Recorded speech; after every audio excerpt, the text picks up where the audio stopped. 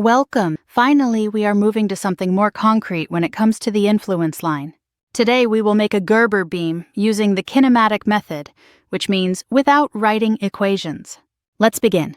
And we have such a beam! We need to determine the influence line of support reactions and sectional forces for the following Gerber beam using the kinematic method. Here we have a section at a distance of 3 meters from the non-sliding support. So let's get started. The first thing we need to do is divide this beam into Gerber beams. If you don't know how to do this, I am providing a link here to a video about internal forces of Gerber beams where I explain how to do it. I generally draw it in such a way that if the beam is a primary beam, I draw support here, and on the subsidiary beam, nothing is drawn at this place. Then it will be more intuitive for us to draw the influence line of sectional reactions and forces if they occur in some troublesome place. So generally we have the beam drawn out. This is a straightforward task. I'm already preparing the field for all influence lines.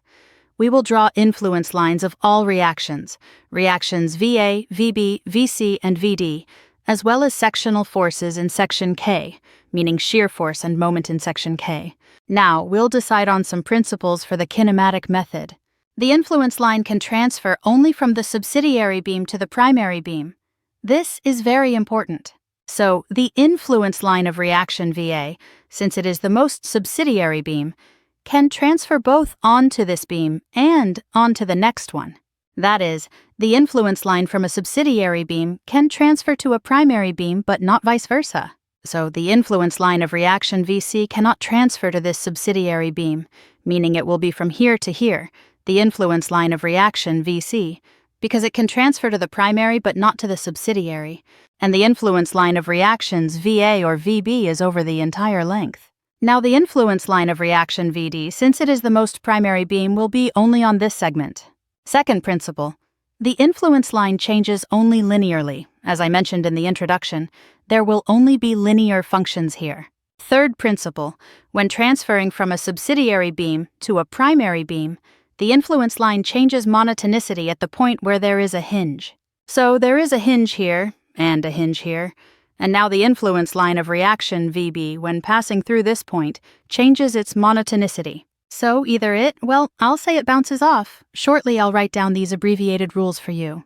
It simply changes monotonicity when moving from a subsidiary beam to a primary beam at the point where there is a hinge. You'll see what it's about in a moment. Fourth principle.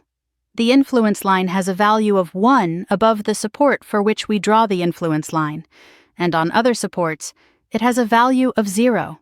So let's say we are drawing the influence line for reaction VB, the first important piece of information, actually the one we start with when drawing the influence line, is that here we have 1, and other important pieces of information are those listed above, which means that on each other support the influence line of reaction, VB is equal to 0. So here it's 0, and here it's 0. And from the third principle, such information is also that it bounces off the joint. And generally based on these 4 principles, we draw this influence line.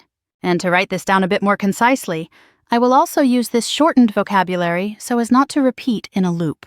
And maybe it's easier to remember, we only go from bottom to top, not the other way, only linearly, bouncing off the joint when moving upward. And the one is above its own support, and for others it is 0. These are 4 easy rules, and we can draw the influence line for such a beam without any problem, seemingly complex or maybe not, well, as one sees fit. Alright, so I used these rules. Let's start drawing the influence line for reaction VA, so the one is above its support. And now the next piece of information, here it should be 0, right? And I know it changes only linearly and doesn't change monotonicity elsewhere, except at the joint. And I know I can move to the parent beam, the higher beam, because I am on the lowest beam. So I go through 0 and move towards the joint in this way. Now I have to determine this value here. It's very easy with proportions. If here is 1, here is 0, and it is all over 5 meters. It means 0.2 per meter. So over the next 2 meters we will have a value of 0.4. Now I know I change monotonicity here. That's one piece of information. And another is, I know it should be 0 at support VC. Here it should be 0, so I bounce off, go through 0, and head to the next joint, where I'll also bounce and go through that support. But for now, Let's determine this value from 0.4 to 0/2 meters, which is 0.2 per meter. So over the next 3 meters, we'll reach 0.6. And now what I said earlier, 0.6/2 meters to 0, which is 0.3 per meter. So over the next meter, it's 0.3. This is the influence line for reaction VA. Fast, isn't it? Now the influence line for reaction VB, one for itself and at point A, at support A, here where support A is, it should be 0. And I only bounce off the joint, right? I only change monotonicity at the joint, so to the joint. Now, with proportions same, here 0.2 per meter. So over the next 2 meters, it will grow by 2 times 0.2 comma, which is 0.4. And now through the support to the joint, 1.4 over 2 meters to 0, 0.7 per meter. So here we have 2.1.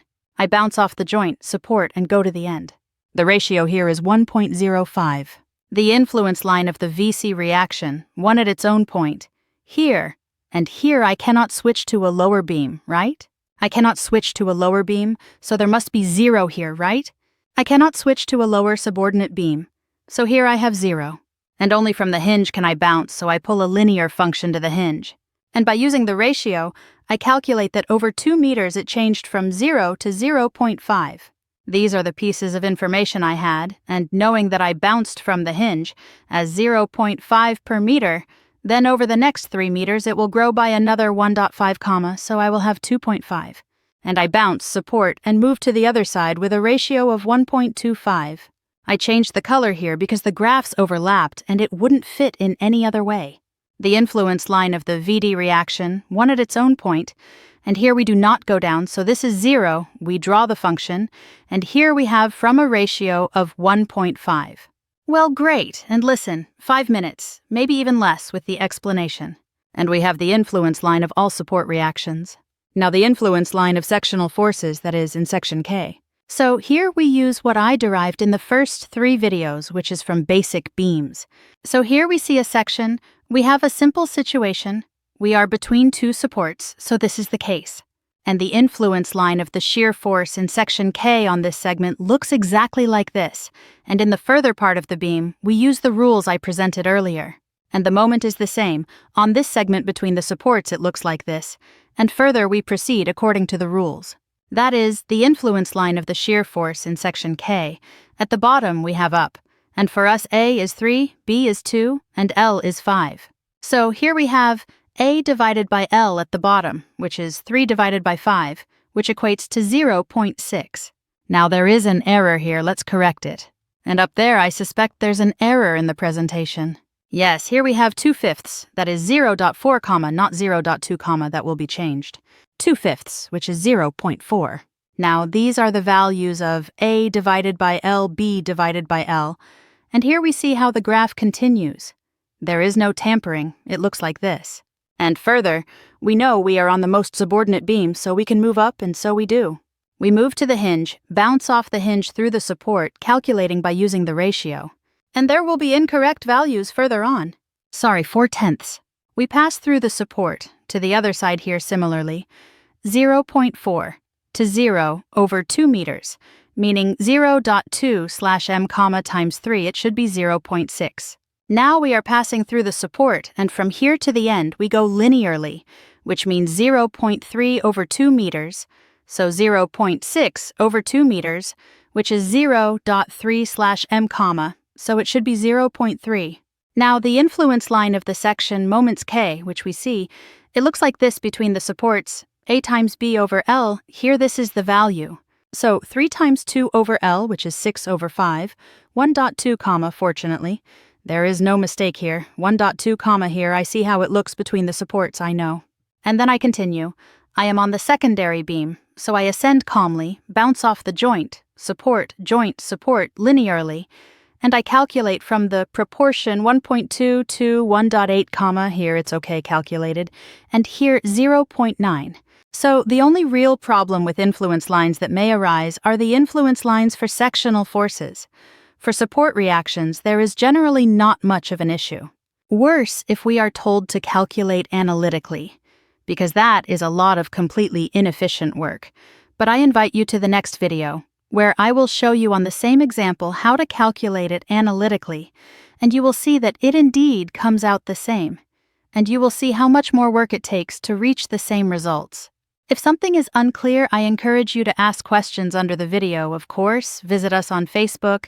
Like us, you'll see many interesting things will happen, various contests and other initiatives. Visit our website, and of course, leave a sub. Best regards, take care, bye.